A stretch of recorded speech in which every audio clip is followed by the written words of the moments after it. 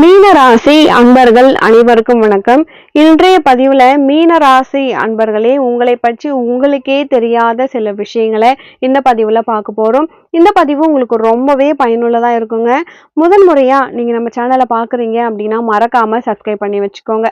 மீனராசி அன்பர்களே, இப்போ உங்களுடைய கஷ்டத்தை புரிஞ்சிக்க இன்னொரு மீனராசி அன்பர்களுக்கு கூட தெரியாது. காரணம் என்னன்னா, மனசுல அவ்வளவு வருத்தங்கள், வலி வேதனைகள் அதிகம். வாழ்க்கையில அடி வாங்குறதுக்குன்னே ஒரு ஜென்மம் எடுத்த அளவுக்கு மீனராசி அன்பர்களுக்கு பிரச்சனை அதிகமா இருக்கும். தோல்விகள் அப்படிங்கிறது இல்ல, தோல்வி அடைய செய்யறது தான். நம்மளா ஒரு விஷயத்துல தோக்குறோம்னா அதை ஒத்துக்கலாம். யாரோ ஒருவரின் சந்தோஷத்துக்காக, யாரோ ஒருவரின் நன்மைக்காக, யாரோ ஒருத்தவங்க சந்தோஷப்படணும் அப்படின்றதுக்காக நம்ம தோக்குறோம்னா அது எவ்வளவு கஷ்டமா இருக்கும். மனசளவுலயும் சரி, துரோகம் யாருக்குமே செய்யல அப்படின்னாலுமே உடல் அளவிலும் பிரச்சனைகள் அதிகமா சந்திக்கக்கூடிய ராசி இந்த மீன ராசி. இவங்களை பொறுத்த வரைக்கும் விட்டு கொடுத்து வாழக்கூடியவங்க. அதே நேரத்துல கோவம்னு வந்துட்டா இறங்கி போய் பிரச்சனை பண்ணுவாங்க. குரு பகவானை அதிபதியாக கொண்டவர்கள், நல்ல ஞானமும் நிலையான கருத்தும் உடையவர்கள். உட்கார்ந்து யோசிச்சு தெளிவா செயல்படணும்னு நினைச்சா கூட சில விஷயத்துல அவங்களையும் மீறி பிரச்சனை வந்துருது. அவங்கள மீறி ஒரு பிரச்சனை போகும்பொழுதுதான் நாம கரெக்டான ரூட்ல போறோமா இல்ல தப்பான ரூட்ல போறோமா, இவங்களை நம்ம நம்பினது கரெக்டா அப்படின்ற சிந்தனையே வர ஆரம்பிக்கும். ஏன் அப்படின்னு பாத்தீங்கன்னா, புத பகவான் உங்களுக்கு நீச்சம், சுக்கிர பகவான் உச்சம். அப்போ நீச்சம் என்ன பண்ணணும்னு நினைச்சீங்கன்னா, ஒருத்தவங்களை கண்மூடித்தனமா நம்பிடுவாங்க. அவங்க நம்மளை ஏமாத்துறாங்கன்னு தெரிஞ்சு கூட அவங்க கிட்ட பழகிடுவாங்க. அவங்க நம்மளை யூஸ் பண்ணிக்கிறாங்கன்னு தெரிஞ்சுமே அவங்களுடைய நட்புக்காக ஏங்குவாங்க. வாழ்க்கையில, திருமண வாழ்க்கையில எல்லாத்தையும் விட்டு கொடுத்து குடும்பத்தை காப்பாத்தி போயிட்டு இருக்கோம்னு தெரியாமலேயே குடும்பத்துக்காக உழைக்கிறவங்க யாருன்னா இந்த மீனராசி அன்பர்கள் தான். இவங்களை பொறுத்த வரைக்கும் பல வகையில குடும்பத்தின் நன்மைக்காகவும் சமுதாயத்தின் நன்மைக்காகவும் உழைப்பாங்க. இப்போ ஒரு டெக்னாலஜி கண்டுபிடிக்கிறாங்க, அந்த டெக்னாலஜி ரொம்ப உபயோகமா இருக்கு, இதனால 10 பேர் சந்தோஷம் அடைகிறாங்கன்னா அதை கண்டுபிடிக்க முக்கிய காரணமாக இந்த மீனராசி அன்பர்கள் இருப்பாங்க. இவங்களை பொறுத்த வரைக்கும் அடுத்தவங்களுடைய உதவி, அடுத்தவங்களுக்கு உதவணும், அடுத்தவங்களுக்கு சந்தோஷத்தை கொடுக்கணும், யார் மனசுல எந்த விஷயம் இருந்தாலுமே அதை வெளிப்படுத்தி காட்டணும். ஒருத்தவங்களுக்கு நம்ம சண்டை போட்டாங்க, நம்மளை கஷ்டப்படுத்திட்டாங்க, நம்மளை காயப்படுத்திட்டாங்க அப்படின்றத விட அவங்களுக்காக உறுதுணையா இருந்து அவங்களுடைய வாழ்க்கையில அவ்வளவு நல்ல விஷயங்களை செய்யக்கூடிய நபர் யாருன்னா இந்த மீனராசி அன்பர்கள் தான். இவங்களை பொறுத்த வரைக்கும் திருமண வாழ்க்கையா இருக்கட்டும், பர்சனல் லைஃபா இருக்கட்டும், ஏன் அவங்களுடைய எல்லாத்துலயுமே போட்டி போட்டுதான் மேல வருவாங்களே தவிர சரன்னு மேல வர மாதிரி இருக்கவே இருக்காது. இவங்க நட்சத்திரத்திலயும் நல்லவங்க தான். இப்போ காலபுருஷத்தின் தத்துவத்தின்படி 12வது ராசியோ அதே மாதிரி தனக்காக எல்லாத்தையும் விட்டு கொடுத்து லைன்ல லாஸ்டா போய் நின்னு ஒண்ணுமே தெரியாத மாதிரி வேடிக்கை பார்க்கக்கூடிய ராசி தான் இந்த மீனராசி. குடும்பத்துல ஒரு மீனராசிக்காரங்க இருக்காங்க அப்படின்னா நம்ம தைரியமா எந்த ஒரு பிரச்சனையுமே சந்திக்கலாம். காரணம் என்னன்னா, இவங்க நமக்காக கூட உறுதுணையா நிப்பாங்க. அதே நேரத்துல நம்ம சந்தோஷப்படுறதையும் வேடிக்கை பார்ப்பாங்கன்றத தெளிவா சொல்லலாம். மீனராசி அன்பர்களே, மனசுல ஒரு சின்ன வலியை கூட தாங்க முடியாதவர்கள் நீங்க. அன்புன்ற ஆயுதத்தால உங்களை அடிக்கும் பொழுது அந்த வலியை தாங்குறீங்க பாருங்க, அதுதான் உங்களுக்கு ஏமாற்றம், நம்பிக்கை துரோகம். அதே நேரத்துல மனசளவுல கஷ்டம் அப்படிங்கிறது யாருக்குமே கொடுக்காத நீங்க உங்களை சுத்தி உள்ளவங்கலாம் உங்களை கஷ்டப்படுத்தும் பொழுது வாழ்க்கைனா என்ன, எவ்வளவு தூரம் நம்மளை கஷ்டப்படுத்துறாங்க அப்படின்றத ஒரு விஷயத்த லேட்டா தான் தெரிஞ்சுப்பீங்க. உங்களுக்கு என்னைக்குமே பணம்ன்றது பிரச்சனை கிடையாது. ஆனா ரீசன் காரணமா பணம்னா என்ன, அந்த பணம் ஒருத்தவங்க கிட்ட நம்ம போய் கேட்கும் பொழுது அவங்களுடைய சுயரூபம் எப்படி இருக்கு, அதே நேரத்துல திருமணம் அப்படிங்கிற வாழ்க்கைனா என்ன, ஒரு அவசர காலகட்டத்துல நமக்கு யார் உதவி செய்யறாங்க, யார் உதவி செய்ய மாட்டாங்க, உண்மையான நபர்கள் யாரு, போலியான நபர்கள் யாரு, இவ்வளவு நாளா நம்மளை ஏமாத்துனது இவங்க தானா, இது தெரியாம இவங்க கூட பழகிட்டோமே நினைக்கிறீங்க பாருங்க, இதுதாங்க வாழ்க்கை. இப்போ மீனராசி அன்பர்களே, வாழ்க்கையில விட்டு கொடுத்து வாழ்ந்து நம்ம புண்ணியம் பெற போறோம் அப்படின்றத விட நம்ம மனசுல பட்டதை வெளிப்படையா சொல்லி அதுக்கு தகுந்த மாதிரி வாழ்ந்துட்டு போறது ரொம்ப பெஸ்ட்னு சொல்லலாம். உடல் உறுதி ரொம்பவே உங்களுக்கு அதிகம். ஒருத்தவங்களுக்கு பிரச்சனை, எனக்கு உடம்பு முடியல அப்படின்னும் பொழுது கூட என்னால செய்ய முடியலன்னா கூட நீங்க போய் செய்வீங்க பாருங்க, நீங்க தான் பெஸ்ட். கடைசியா ஒரு விஷயம், இதுதான் ரொம்ப ரொம்ப முக்கியமான விஷயம். ஒவ்வொரு மீனராசி அன்பர்களுக்கும் நம்மளுக்கு இப்ப 7.5 சனி நடக்குது அப்படின்ற ஒரு பயம் இருந்தாலுமே லாபஸ்தானாதிபதி, உங்களுடைய விரயஸ்தானாதிபதி சனி பகவான் தான். அதே நேரத்துல சனி பகவான் கெடுதல் பண்ணுவாரு அப்படிங்கிறத விட வாழ்க்கையில நிறைய புரிய வைப்பாரு அப்படிங்கிறது தான் உண்மை. மீனராசி அன்பர்களை பத்தி உங்களுக்கு தெரியாத சில விஷயங்கள் இப்போ மீன ராசி அன்பர்களே, இந்த 2025 இந்த வருடம் முடிவதற்குள்ள நீங்க ஆணா இருந்தாலும் சரி, பெண்ணாக இருந்தாலுமே சரி, உங்களுடைய தோழி, இல்ல மனைவி, உங்களுடைய அம்மா யாரா இருந்தாலும் பரவால்ல. 3 நபருக்கு வெள்ளிக்கிழமை மாலையில பூ வாங்கி குடுங்க.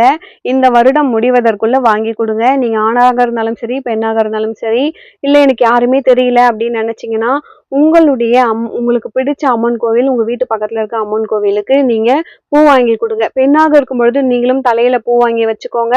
ஆணாக இருந்தாலும் உங்களுக்கு தெரிஞ்ச தோழிகள், அம்மா இது மாதிரி யாருக்காச்சும் பூ வாங்கி குடுங்க.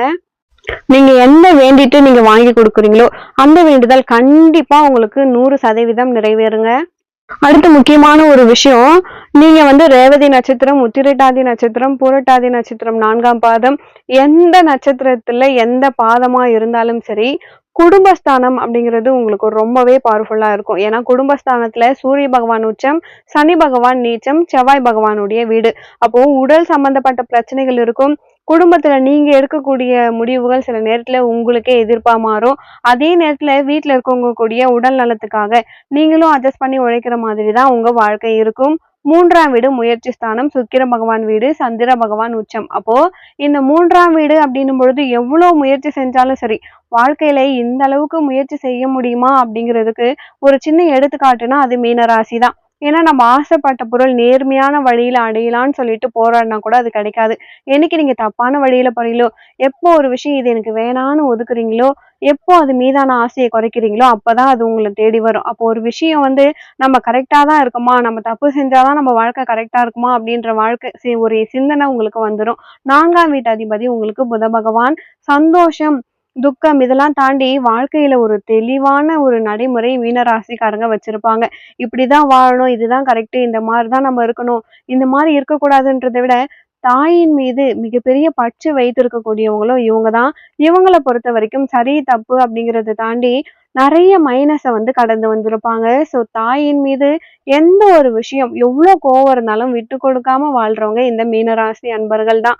பிள்ளைகள் கிட்டயும் ஒரு அன்பு அதிகமா இருக்கும். அவங்களுடைய வாழ்க்கைக்காக நெறைய விஷயத்த யோசிச்சுக்கிட்டே இருப்பாங்க. 5ஆம் வீட்டு அதிபதி சந்திரன். குலதெய்வ அருள் அதிகமா எதிர்பார்ப்பாங்க. குலதெய்வத்து மேல ஒரு பயம் உள்ளுக்குள்ள இருக்கும். அதே நேரத்துல குரு பகவானின் அமைப்பு உச்சமாகவும், செவ்வாய் பகவானின் அமைப்பு நீச்சமாகவும் இருக்கிறதால, இவங்கள பொறுத்தவரைக்கும் அடுத்தவங்களுக்கு ஃப்ரீ அட்வைஸ் பண்ற மாதிரி இருப்பாங்க. அடுத்தவங்களுக்கு நெறைய விஷயத்த சொல்லிக் கொடுக்கணும்னு யோசிப்பாங்க.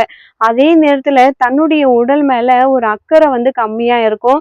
மறைமுக எதிரிகள் கண்டிப்பா இவங்களுக்கு இருப்பாங்க. வேலை செய்யற இடத்துலயும் சரி, இவங்க எந்த லெவலுக்கு மேல போனாலுமே, இவங்களுடைய வளர்ச்சிக்கு கண்டிப்பா ஒரு எதிர்ப்பு இருக்கும். அதே மாதிரி 7ஆம் வீட்டு அதிபதி, கலஸ்திரஸ்தானாதிபதி உங்களுக்கு புதன். 4ஆம் வீட்டு அதிபதியும், 7ஆம் வீட்டு அதிபதியும் ஒரே மாரி இருக்கிறதால, திருமண வாழ்க்கை கொஞ்சம் சிறப்பா இருக்கும். புடிச்சு வாழணும், கனவுப்படி வாழணும், எதிர்பார்த்து வாழணும்னு நெறைய விஷயம் யோசிப்பாங்க. சுக்கிர பகவான் நீச்சம், புத பகவான் நீச்சம். அப்போ இப்போ இமயமலை மேல இருக்க மாரி இருக்கும். நதியில ஓடுற மாரி இருக்கும். ஆனா எதிர்பார்ப்பு ரொம்ப மோசமா இருக்கும். நம்ம எதிர்பார்த்து அதுல ஏமாற்றம் அடைந்து கிடைக்கிறத வச்சு வாழ்றது தான் இந்த மீனராசி அன்பர்களின் வாழ்க்கையா இருக்கும். 8ஆம் வீட்டு அதிபதி, அஷ்டமஸ்தானாதிபதி உங்களுக்கு சுக்கிரன். அப்போ ஆசைப்படுறது தப்பா? நம்ம எதிர்பார்ப்பது இவ்ளோ பெரிய மோசமான விளைவை எதிர்பார்க்குமா? இப்போ லவ் மேரேஜ் பண்ணிட்டாங்க. இவங்க ஆசைப்படுறாங்க, எதிர்பார்க்குறாங்க. எல்லாமே தோல்வி. எது எடுத்தாலும் பிரச்சனை. எதுலயுமே நிம்மதி இல்ல. எல்லாத்துலயும் மனசங்கடம்னும் பொழுது எப்படிங்க வாழ்க்கை நிம்மதியா இருக்கும்? அந்த மாதிரி ஒரு வருத்தமும், வேதனையும் அதிகமா இருக்கக்கூடிய வாழ்க்கையில மனசு உடைஞ்சு போய் இருப்பாங்க. தெளிவு, தன்னம்பிக்கை ரொம்ப லேட்டா தான் கிடைக்கும். இருந்தாலும் காலப்போக்குல என்னைக்காச்சும் ஒரு நாள் நம்ம வாழ்க்கை மாறிடும் அப்படின்ற நம்பிக்கையோடு டிராவல் பண்ணுவாங்க இந்த மீனராசி அன்பர்கள். இவங்களின் 9ஆம் வீட்டு அதிபதி செவ்வாய் பகவான். ஸோ தந்தையின் மீது ஒரு பற்றும், ஒரு ஆசையும், தந்தையின் உடல் நலத்துல ஒரு அக்கறையும் அதிகமாகவே இருக்கும். 10ஆம் வீட்டு அதிபதி குரு. பிசினஸ் பண்ணக்கூடிய அமைப்பு ஒவ்வொரு மீனராசி அன்பர்களுக்கும் உண்டு. அதுலயும் ரியல் எஸ்டேட் பண்றது ரொம்ப பெஸ்ட்டு. நீங்க உணவுத்துறை, அதாவது உணவு சம்மந்தப்பட்ட விஷயத்துல நீங்க பிசினஸ் பண்றது உங்களுக்கு ரொம்ப ரொம்ப நல்லது இருக்கும். நீங்க யாருக்கும் எந்த விஷயத்துலயும் பயப்படாம நேர்மையா இருந்தீங்கன்னா, உங்க வாழ்க்கை ரொம்ப பிரகாசமா இருக்குங்க. உங்களுக்கு 12ஆம் வீட்டு அதிபதி, லாபஸ்தானாதிபதி சனி பகவான், செவ்வாய் உச்சம், குரு நீச்சம். அப்போ நம்ம அடுத்தவங்களுக்கு ஒரு விஷயத்த செய்றோம். அடுத்தவங்கள நம்ம புரிஞ்சுக்கிறோம். அடுத்தவங்க நம்மள புரிஞ்சுப்பாங்க அப்படின்னு எதிர்பார்க்கவே கூடாது. நான் நல்லவனா இருக்கேன், அவங்க எனக்கு நல்லவங்களா இருக்கணும்னு ஆசைப்பட்டீங்கன்னா, அவங்க உங்களே ஏமாத்திடுவாங்க. இப்போ நான் 10,000 நான் கடன் குடுத்துருக்கேன். திரும்ப எனக்கு 11,000 திருப்பி குடுத்துருவாங்கன்னு நெனச்சீங்கன்னா, ரூ. 5,000 கூட குடுக்க மாட்டாங்க. நீங்க எவ்வளோக்கு எவ்வளோ நல்லவங்களா இருக்கீங்களோ, அவ்வளோக்கு அவ்வளோ ஏமாறுவீங்க. இதுதான் வந்து உங்களுடைய ஜாதக அமைப்பு. முடிஞ்ச வரைக்கும் நேர்மையா இருங்க. சில பேர்கிட்ட கராரா இருங்க, கரெக்ட்டா இருங்க. கண்டிப்பா சொல்றேன், உங்க மனசுல ஒரு பிரச்சனை இருந்தாலுமே, அத மனசுல அடக்கிக்கிட்டு, நேர்மையா இருந்துட்டு, உங்களுடைய எதிர்ல இருக்கக்கூடியவங்களுக்கு, உங்களுடைய ஆப்போசிட்டா இருக்கவங்க கிட்ட நீங்க கரெக்ட்டா இருங்க. உங்க வாழ்க்கை சூப்பரா இருக்கும். இல்ல நான் அப்படி இருக்க மாட்டேன். என் குடும்பத்துக்காக தான் வாழ்வேன். என் அண்ணன் தம்பிக்காக தான் நான் வாழ்வேன். எனக்கு தெரிஞ்சவங்களுக்காக தான் வாழ்வேன். என்கிட்ட காசு இருக்கு, பணம் இருக்கு. என்னை ஏமாத்துனா போதும்ன்னு நெனச்சீங்கன்னா, உங்களுக்கு ஆயுதமே தேவையில்ல. அன்புன்னு இருந்தா உங்கள ஏமாத்திரலாம், கஷ்டப்படுத்திடலாம், காயப்படுத்திரலாம். இப்போ 2 விஷயம் தான். நீங்க முன்னேறணும்னா, அடுத்தவங்க கிட்ட ஒரு விஷயத்த சொல்லாம இருங்க. இப்போ அடுத்து என்னன்னா, நீங்க முன்னேறணும்னா, அடுத்தவங்கள பத்தி கவலைப்படக்கூடாது. இதுவும் ஒரு விஷயம். நீங்க உங்க குடும்பம் நல்லா இருக்கணும்னு நெனைங்க. அடுத்தவங்கள பத்தி யோசிக்காதீங்க. இந்த பதிவு மீனராசி அன்பர்களுக்கு ரொம்பவே பயனுள்ளதா இருந்திருக்கும்னு நெனைக்கிறேன். வீடியோ பிடிச்சிருந்தா மறக்காம நம்ம சேனல சப்ஸ்கிரைப் பண்ணி வச்சுக்கோங்க. அடுத்து ஒரு நல்ல பதிவில் மீண்டும் உங்களை சந்திக்கிறேன். நன்றி.